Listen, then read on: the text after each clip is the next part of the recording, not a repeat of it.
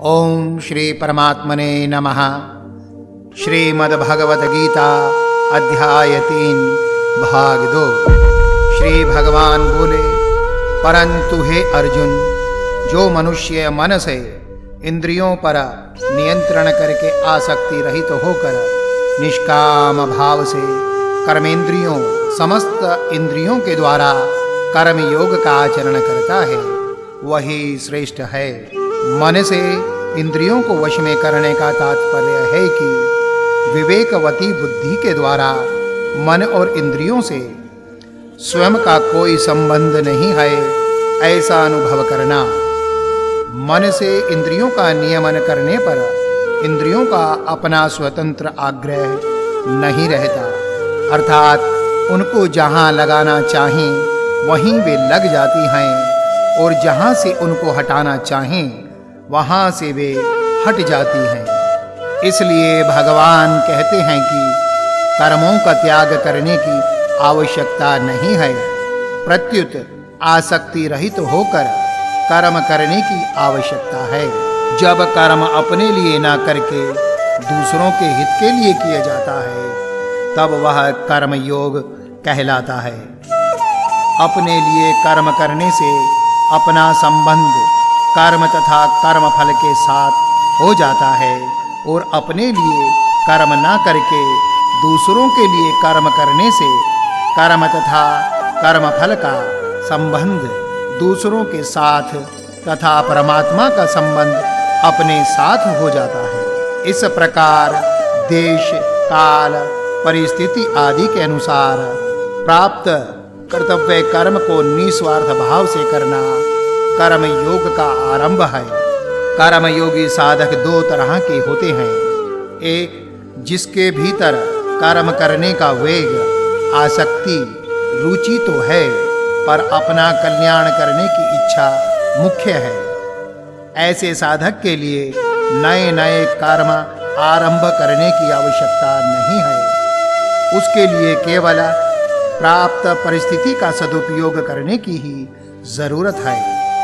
2, जिसके भीतर अपना कल्याण करने की इच्छा मुख्य नहीं है और संसार की सेवा करने में, उसे सुख पहुंचाने में तथा समाज का सुधार करने में अधिक रुचि है, जिससे उसके मन में आता है कि अमुक अमुक काम किए जाएं तो बहुतों की सेवा हो सकती है, समाज का सुधार हो सकता है आदि।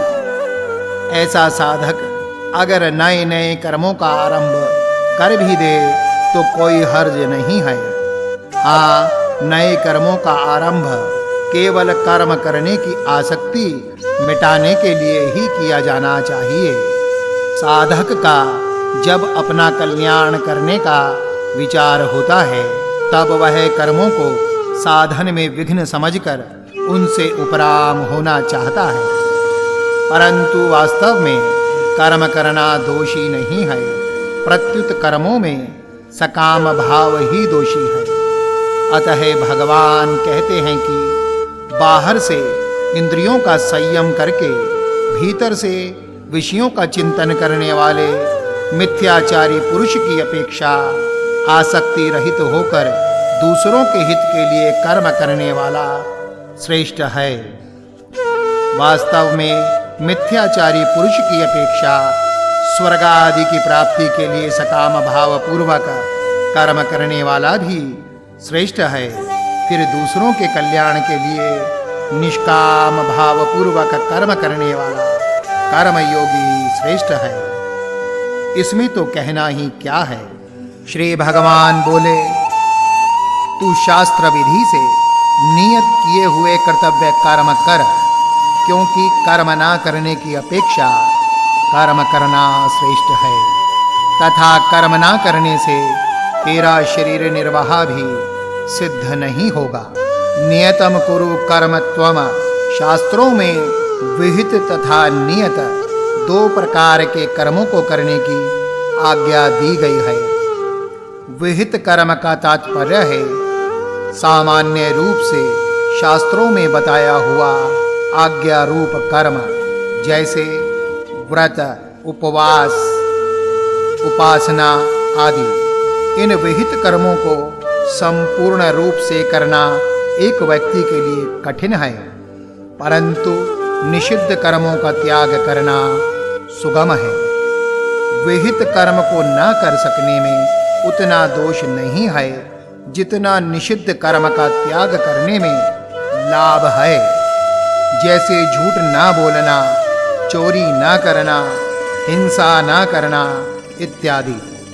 निषिद्ध कर्मों का त्याग होने से विहित कर्म स्वतः होने लगते हैं।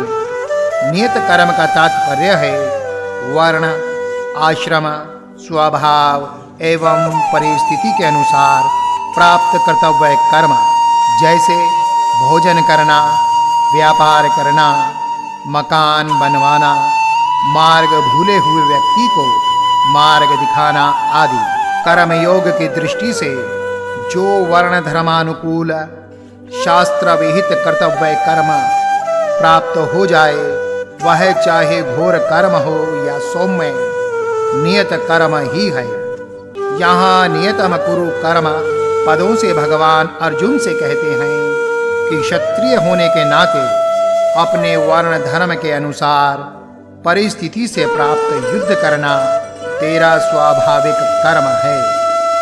क्षत्रिय के लिए युद्ध रूप हिंसात्मक कर्म घोर दिखते हुए भी वस्तुतः घोर नहीं है, प्रत्युत उसके लिए वह नियत कर्म ही है।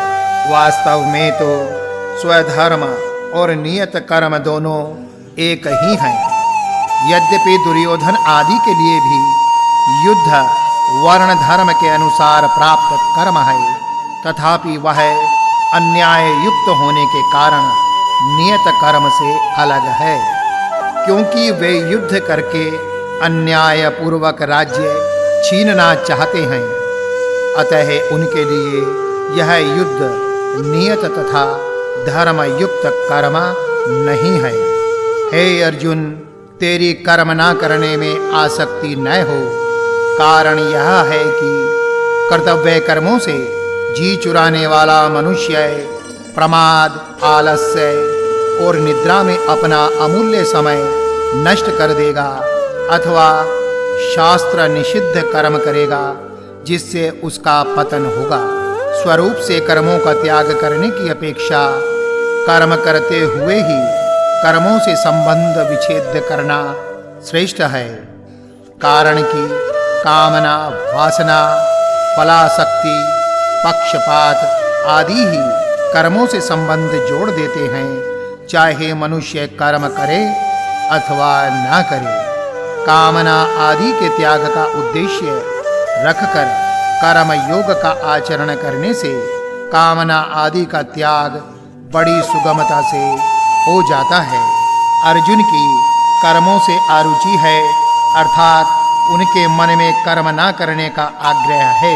केवल अर्जुन की ही बात नहीं है, प्रत्युत पारमार्थिक मार्ग के अन्य साधक भी प्राय इस विषय में ऐसी ही बड़ी भूल करते हैं। यद्यपि उनकी इच्छा साधन करने की रहती है और साधन करते भी हैं, तथापि वे अपनी मनचाही परिस्थिति, अनुकूलता और सुख बुद्धि भी साथ में रखते हैं, जो उनके साधन में महान बाधक है। साधक की तो बात ही क्या है, एक साधारण लोभी मनुष्य भी दुख की ओर नहीं देखता। प्राय देखा जाता है कि पसीना आ रहा है, भूख प्यास लगी है अथवा शौच जाने की आवश्यकता जान पड़ती है, फिर भी यदि माल की विशेष बिक्री हो रही है तथा पैसे आ रहे हैं, तो वह लोभी व्यापारी सब कष्ट सह लेता है। ठीक लोभी व्यक्ति की तरह साधक की साध्य में निष्ठा होनी चाहिए। उसे साध्य की प्राप्ति के बिना चैन से न रहा जाए। जीवन भार स्वरूप प्रतीत होने लगे। खाना पीना, आराम आदि कुछ भी अच्छा ना लगे और हृदय में साधन का आदर और तत्परता रहे।